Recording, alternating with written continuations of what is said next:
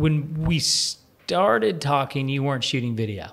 No, that was a couple of years ago. And I was like, I need you to shoot video. Yeah. So I think when you mentioned that, I was heading off to Africa for a wedding.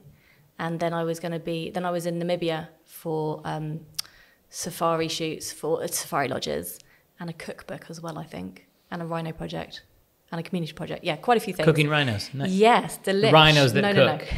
No. Rhinos that cook, not cooking rhinos. And when I was there, I needed to play with the video. And I did it at the wedding, actually. The couple didn't know, and I surprised them with the video too. So, I mean, the cameras, I shoot with my Canons. I love them. I think they're great. Great pieces of kit. And it's all there. It's all there, and you can flip one switch from photo to video. And so I just set myself the challenge that I'd do what I could during the wedding, which that was amazing.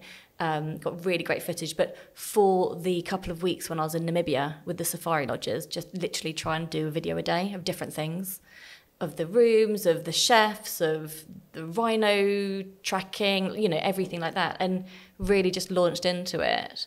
And yeah, now it's an integral part of my business. Even more so in the current climate, just being able to offer, give your clients more range, more services.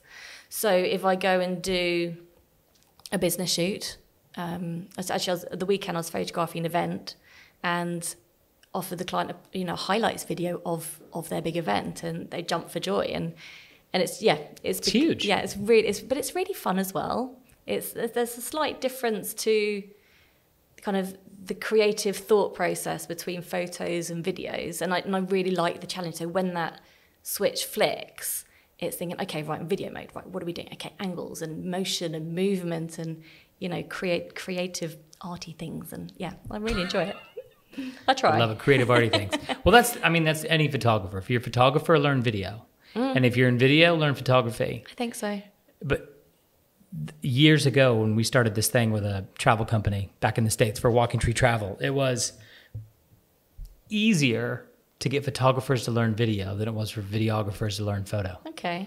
Because the photographers, they could hold frames, like they could find frames. Whereas video guys, they tended, things could just happen and they could roll through frame. So they weren't used to capturing that split second, millisecond moment. So getting them to transfer over to photography, you weren't getting the photos to the caliber that I wanted photos. And so then when you went the other way, when you took the photographer who could capture frames, you're like, okay, now I just need your little shaky hands to stay still.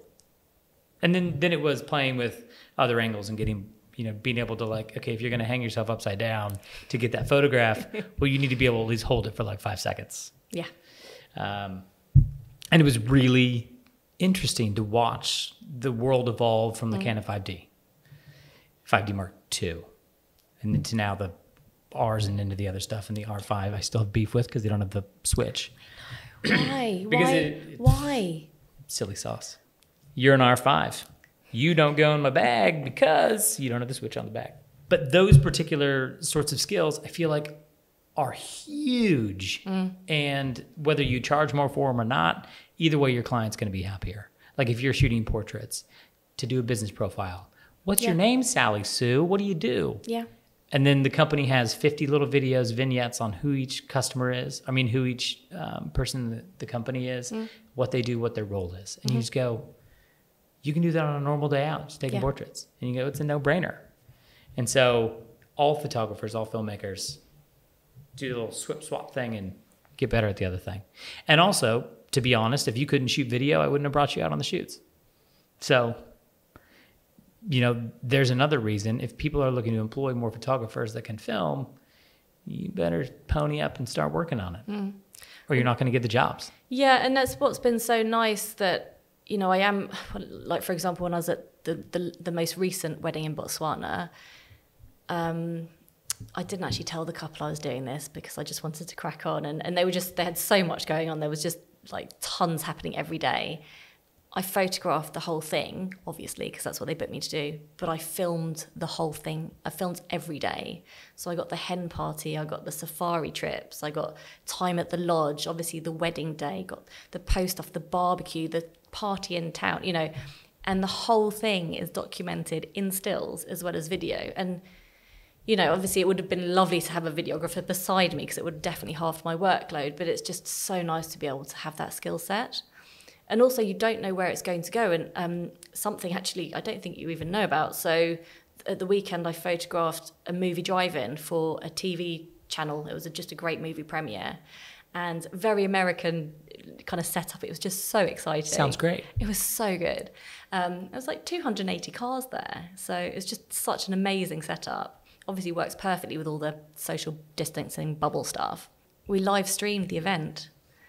And that's because, I started to expand on my videography thing. I'm working with other people, brought them onto the team, and, I'm filming, I'm doing a show reel of the event, I'm photographing it, and someone else from my team is doing a live stream and, broadcast onto the platform, the TV platform. So, yeah, it was amazing.